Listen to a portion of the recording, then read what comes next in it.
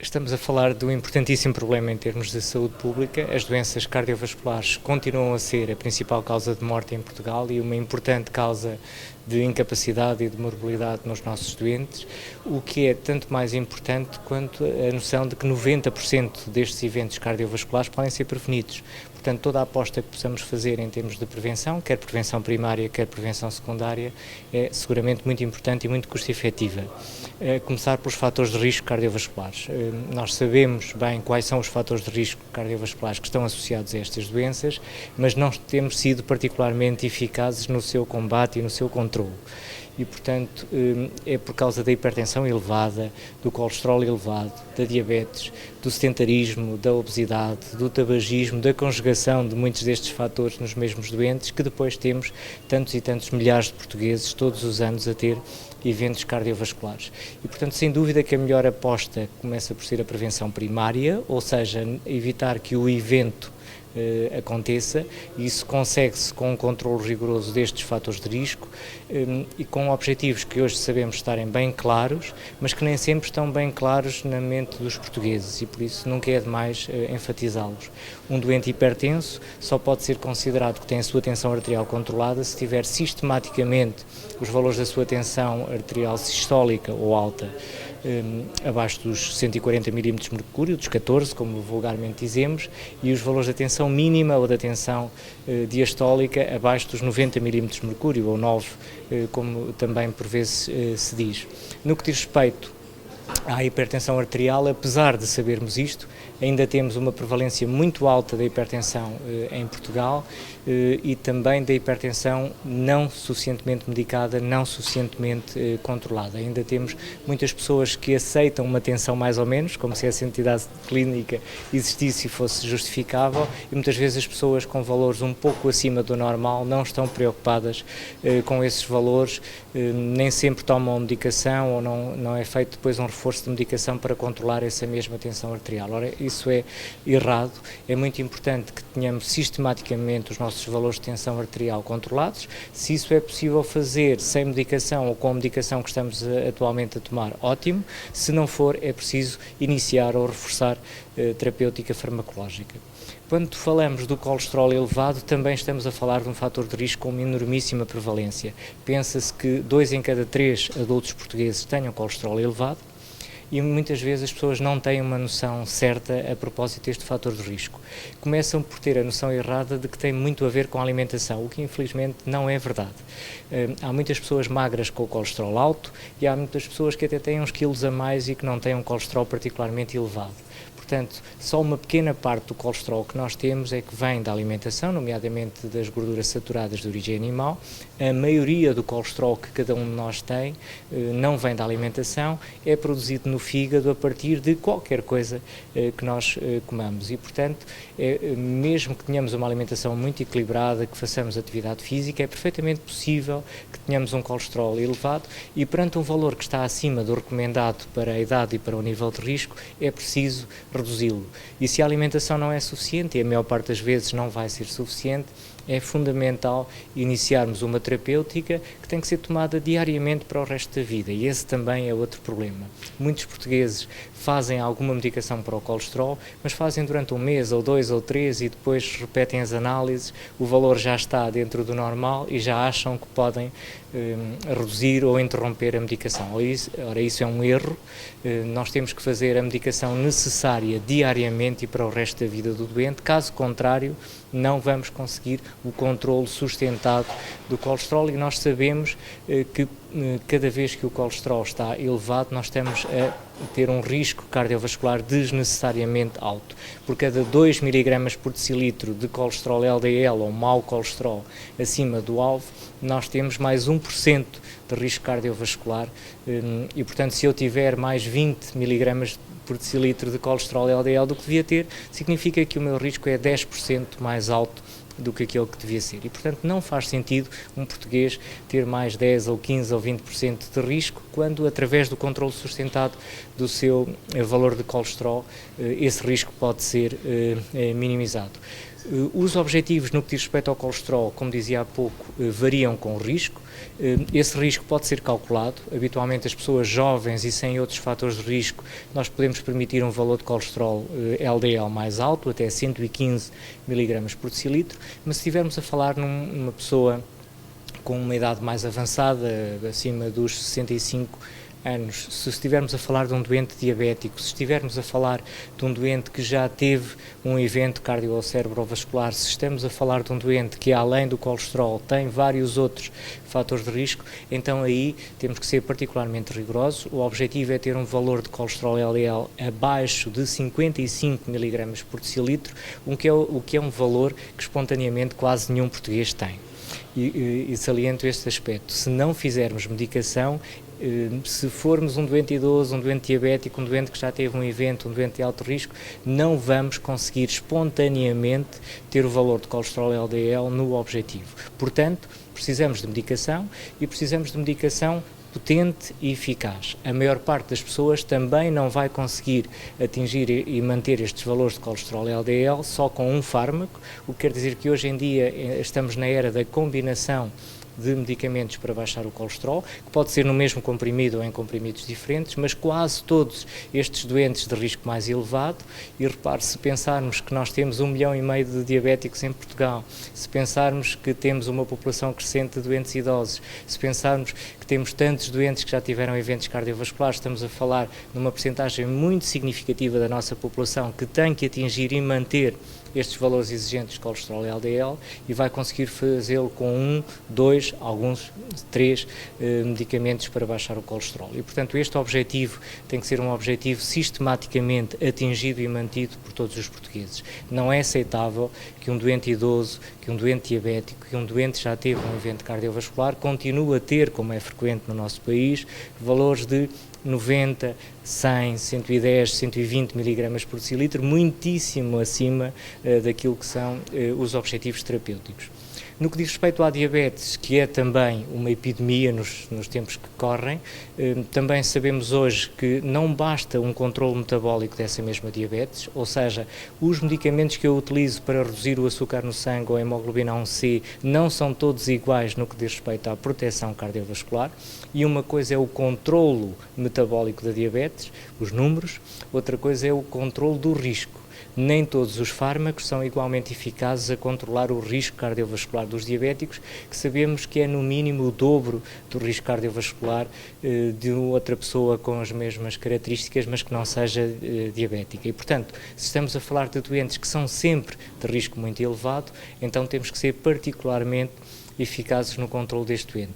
Obviamente que temos que controlar a sua tensão, obviamente que temos que controlar o seu colesterol LDL, mas também temos que proteger o doente nas escolhas que fazemos em termos de medicação para a diabetes. E hoje sabemos que existem duas classes terapêuticas que estão na linha da frente da proteção cardiovascular, são eles os inibidores da SGLT2 e os análogos da GLP-1, e, portanto, a maior parte dos nossos doentes diabéticos, pela sua idade, pelos seus outros fatores de risco, pelo risco elevadíssimo que têm de eventos cardiovasculares, devem fazer pelo menos um destes medicamentos. Ou seja, mesmo que eu tenha a minha diabetes controlada com outra medicação, mas se eu não estiver a fazer estes medicamentos que são cardioprotetores, eu estou exposto a um risco desnecessariamente elevado neste contexto. A minha diabetes pode estar numericamente controlada, mas eu não estou protegido do risco de ter um AVC, de ter um infarto, de vir a morrer de morte cardiovascular.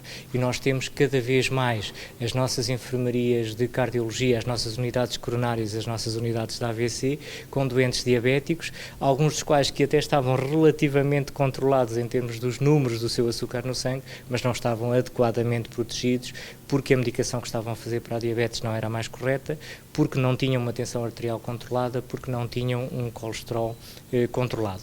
Falta-nos falar do fator de risco modificável mais importante, que é o tabagismo. Um fumador, pelo simples facto de fumar qualquer quantidade de tabaco, mesmo que sejam 2 ou 3 cigarros por dia, têm o dobro do risco cardiovascular dos doentes não fumadores.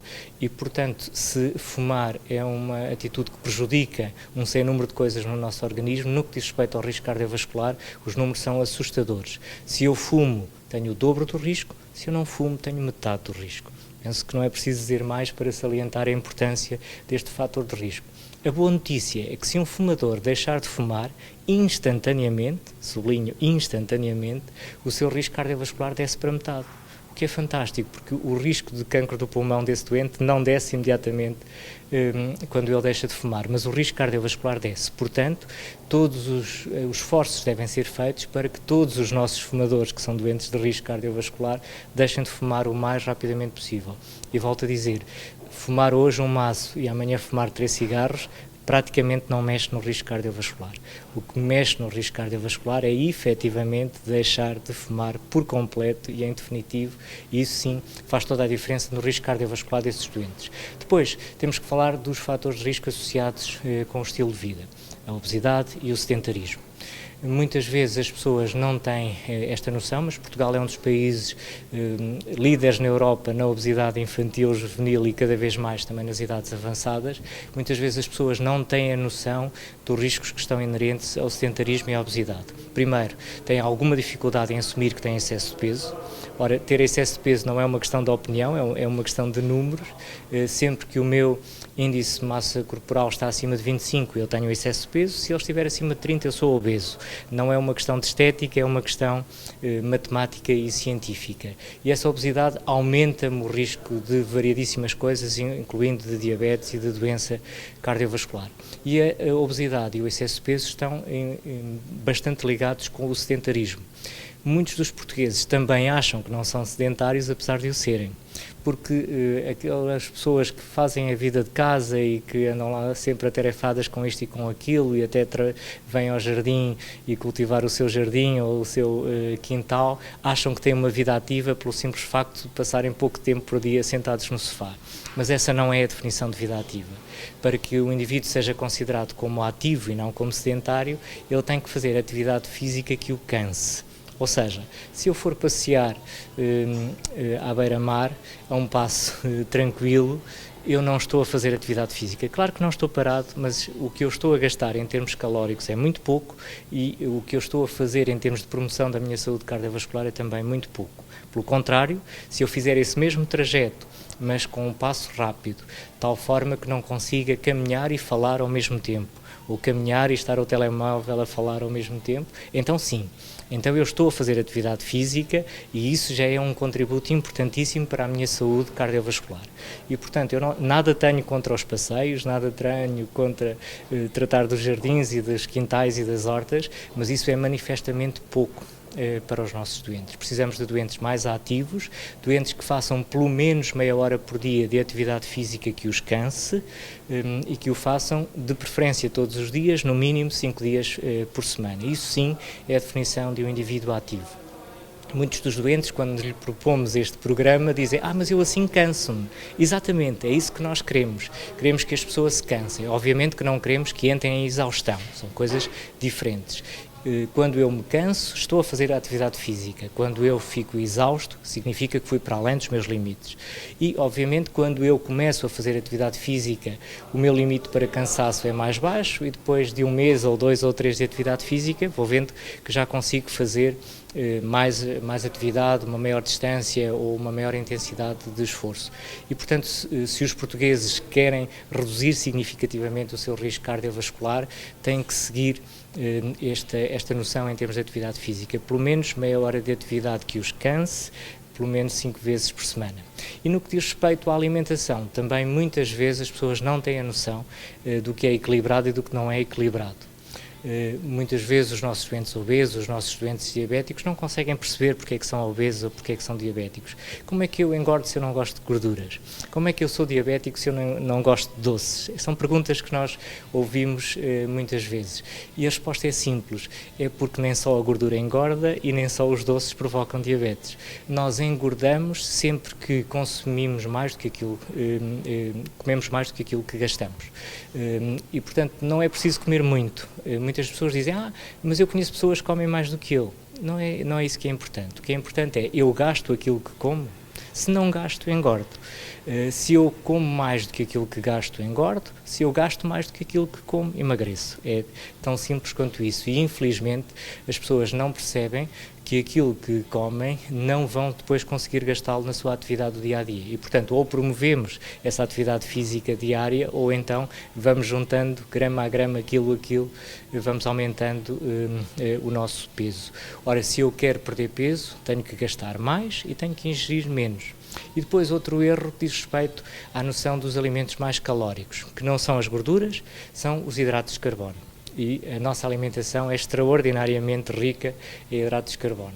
O pão tem muitos hidratos de carbono, a fruta tem muitos hidratos de carbono, o arroz, as batatas, a massa, tudo isso são fontes importantíssimas de hidratos de carbono, não é preciso irmos para os doces, e quase todos nós exageramos na quantidade de algumas destas coisas ao longo do dia. E sobretudo, quando a nossa idade vai avançando e o nosso metabolismo basal vai diminuindo, temos que ser particularmente cuidadosos com a alimentação, sobretudo na ingestão de hidratos de carbono. Se eu como 2 ou 3 pães por dia, se eu como 2 ou 3 peças de fruta por dia, se eu como um bom prato de arroz ou de batatas ou de massa às refeições e não tenho uma atividade física intensa, é mais do que suficiente para engordar bastante ao longo dos anos. E, portanto, os nossos doentes com excesso de peso ou obesidade, os nossos doentes diabéticos, têm que saber comer e, sobretudo, reduzir substancialmente o seu aporte de hidratos de carbono. Não mais do que um pão por dia, seja ele escuro ou claro, integral ou não integral, não mais do que 2 peças de fruta por dia, independentemente de serem doces ou não serem doces, e uma quantidade moderada dos outros hidratos de carbono da absorção lenta, como arroz, batatas, massa, feijão. Se nós não limitarmos o consumo destes alimentos, naturalmente vamos aumentar de peso, vamos ficar depois mais sedentários, porque já nos custa fazer a atividade física, e depois vem a diabetes, e depois vem a obesidade e tudo o risco cardiovascular que está associado a estas atitudes. Isto é importante, quer nos doentes que fazem prevenção primária, ou seja, os doentes que ainda não tiveram eventos cardiovasculares, e é ainda mais importante nos doentes que já tiveram eventos cardiovasculares, um infarto, uma angina de peito, um AVC, um AIT, em que aí os objetivos são ainda mais rigorosos e são ainda mais importantes para garantir que, mesmo tendo tido um evento no passado, não vamos ter um evento no futuro. E, portanto, a mensagem final que eu gostava de deixar é uma mensagem de esperança e de responsabilidade. De responsabilidade, dizendo que está nas nossas mãos controlar a doença cardiovascular através do controlo eficaz e sustentado dos fatores de risco. A hipertensão arterial, o colesterol elevado, a diabetes, o tabagismo, a obesidade, o sedentarismo. A esperança é de que, se o fizermos, 90% dos eventos cardiovasculares não vão acontecer e, portanto, nós vamos conseguir deixar os primeiros lugares da Europa em termos de eventos cardiovasculares e passar a ter muitos menos portugueses que vivem com doença cardiovascular e com as suas sequelas e com as suas consequências, e poderemos, em poucos anos, passar a ser um país onde não há 30 mil doentes todos os anos a morrer de doença cardiovascular e muitos mais a sofrer as suas consequências. E, portanto, este é o caminho, é um caminho exigente que nos obriga a fazer escolhas sensatas todos os dias, na alimentação, na atividade física e no cumprimento rigoroso da medicação, mas é um caminho que vale a pena porque nos vai dar uma vida mais longa, com mais qualidade e livre de doença cardiovascular.